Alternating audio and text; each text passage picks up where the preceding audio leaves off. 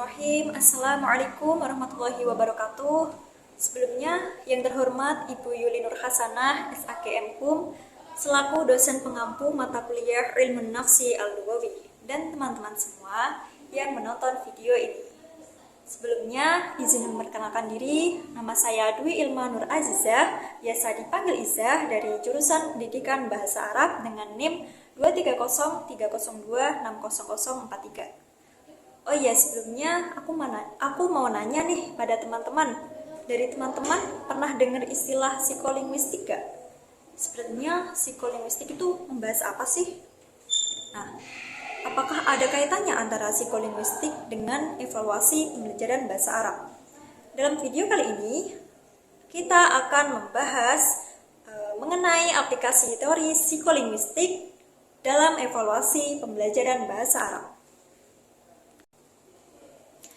Secara etimologi, psikolinguistik terbentuk dari dua kata, yaitu psikologi dan linguistik, yakni dua bidang ilmu yang berbeda, yang mana kedua bidang ilmu tersebut masing-masing berdiri sendiri dengan metode dan prosedur yang berlainan. Secara harfiah, psikologi berarti ilmu jiwa atau ilmu nafsi, adalah sebuah ilmu yang objek kajiannya adalah jiwa, nafs. Sedangkan linguistik atau ilmu lughah diartikan sebagai ilmu bahasa atau ilmu yang mengambil bahasa sebagai objek kajiannya.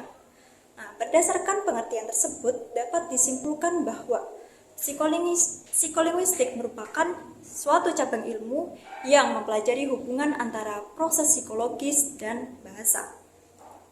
Ilmu psikolinguistik mengkaji bagaimana manusia memahami, memproduksi, dan memperoleh bahasa, serta bagaimana bahasa itu diproses dalam otak. Sedangkan di dalam buku yang berjudul Psikolinguistik Pengantar Pemahaman Bahasa Manusia, karya Sunjono Cercowijoyo, dijelaskan bahwa psikolinguistik mempelajari 4 topik utama. Yang pertama, komprehensi. Komprehensi yaitu proses-proses mental yang dilalui oleh manusia sehingga mereka dapat menangkap apa yang dikatakan oleh orang lain dan memahami apa yang dimaksud. Yang kedua, produksi, yakni proses-proses mental pada diri kita yang membuat kita dapat berujar seperti yang kita ujarkan. Yang ketiga, landasan biologis serta neurologis, yang mana landasan-landasan tersebut membuat manusia bisa berbahasa. Dan yang terakhir yaitu pemerolehan bahasa, yaitu bagaimana seseorang memperoleh bahasa mereka. Terdapat hubungan yang sangat erat dan signifikan antara psikolinguistik dan pemerolehan bahasa. Karena seorang guru yang memahami psikolinguistik dapat lebih memahami proses-proses yang terjadi pada diri siswa, baik ketika siswa itu berbicara, mendengarkan, membaca, bahkan menulis, sehingga membantu mereka ketika kemampuan berbahasanya kurang. Nah, berdasarkan uraian tadi dapat disimpulkan bahwa psikolinguistik memiliki peran yang sangat penting, muhim jiddan, dalam pembelajaran bahasa Arab atau ta'lim lughah al-arabiyah, karena memberikan pemahaman tentang bagaimana proses mental manusia bekerja dalam pemerolehan, pemahaman, dan produksi bahasa.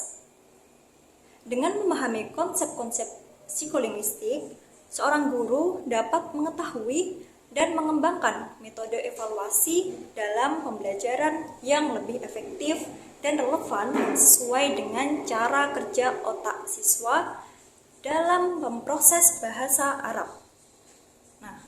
Psikolinguistik merupakan ilmu interdisipliner dengan tujuan untuk membuat teori yang koheren tentang cara bagaimana suatu bahasa diproduksi dan dipahami. Jadi dapat kita simpulkan bahwa yang dinamakan psikolinguistik atau ilmu nafsi lughawi adalah terkait erat dengan proses berbahasa. Psikolinguistik dalam pengertian ini juga bertujuan untuk menjelaskan bagaimana pembicara mengatur komunikasi dengan pendengar dan bagaimana komunikasi antara pembaca dan penulis. Aliran psikolinguistik seperti behaviorisme, mentalisme, kognitivisme, konstruktivisme, dan nativisme itu menawarkan perspektif yang berbeda mengenai proses perolehan bahasa. Dalam kaitannya dengan evaluasi pembelajaran bahasa Arab atau dalam bahasa Arab itu takwim ta'lim al-lughah al-arabiyah. Takwim ta'lim al-lughah al-arabiyah merupakan unsur yang tidak kalah penting. Unsur ini merupakan muhasabah bagi pelaksanaan program pembelajaran, baik ketika proses pembelajarannya berlangsung atau ketika pelaksanaan pembelajaran itu selesai. Psikolinguistik itu memandang belajar bahasa sebagai proses mental, yaitu memahami, menyimpan, produksi, dan memonitor bahasa. Karena itu, evaluasi bahasa Arab seharusnya juga mengukur proses berbahasa, bukan hanya sekedar hafalan kosakata saja. Nah, contoh aplikasi teori psikolinguistik dalam evaluasi pembelajaran bahasa Arab, misalnya psikolinguistik dalam mengatasi kesulitan belajar bahasa Arab. Dalam beberapa kasus, sering kita temui beberapa contoh kesulitan yang terjadi pada pelajar bahasa Arab yang non-Arab ketika mereka mulai berbicara dan belajar bahasa Arab. Kesulitan-kesulitan itu bisa dilatar belakangi oleh beberapa faktor, baik faktor internal anak didik seperti motivasi, rasa was-was, dan sebagainya, dan juga faktor dari luar anak didik seperti guru, lingkungan, bahkan bahasa itu sendiri. Dalam kajian ilmiah, teori itu berfungsi sebagai alat untuk menjelaskan fenomena atau realitas yang terjadi di lapangan. Oleh karena itu, kesulitan-kesulitan yang dialami peserta didik dalam pembelajaran bahasa Arab dapat dianalisis dan dijelaskan menggunakan teori-teori psikolinguistik. Nah, berikut akan saya tampilkan video mengenai kesulitan belajar bahasa Arab yang dialami oleh siswa.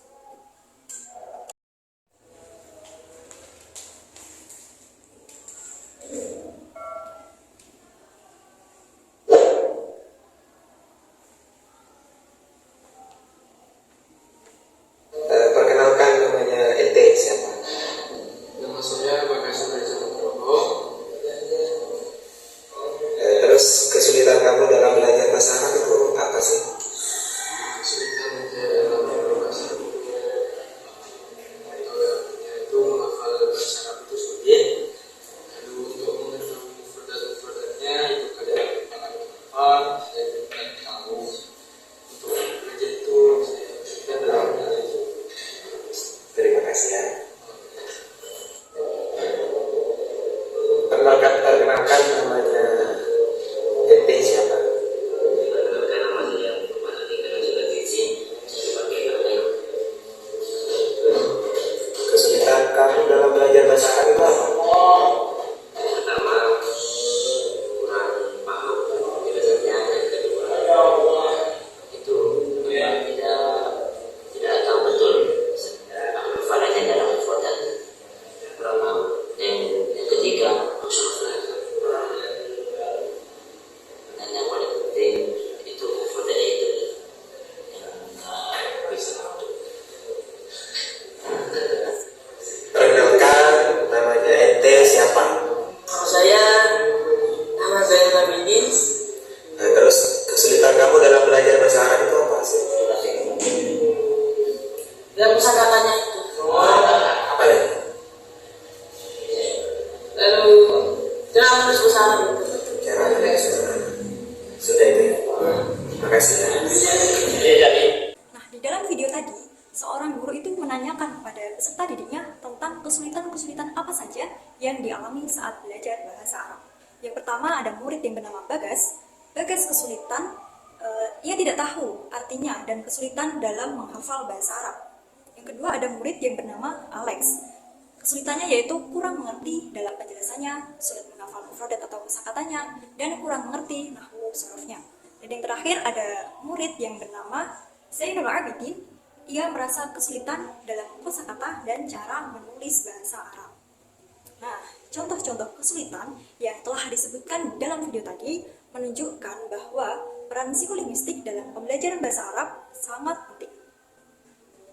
Peranan psikolinguistik itu tampak diantaranya saat dilakukan upaya untuk mengidentifikasi faktor-faktor kesulitan peserta didik dalam belajar bahasa Arab, serta dapat juga digunakan sebagai alat untuk memecahkan masalah-masalah dan persoalan atau problem solving yang timbul pada konteks pembelajaran bahasa, terutama bahasa Arab. Nah, jika ditinjau dari perspektif teori psikolinguistik, berbagai kesulitan yang dialami peserta didik tadi dapat dijelaskan melalui beberapa aliran psikolinguistik. Nah, contohnya kesulitan Bagas dalam memahami arti dan menghafal kosakata itu menunjukkan adanya hambatan pada proses penyimpanan dan pengambilan informasi bahasa dalam memori. Sebagaimana dijelaskan dalam teori kognitivisme yang memandang bahwa belajar bahasa sebagai proses pengolahan informasi di dalam pikiran.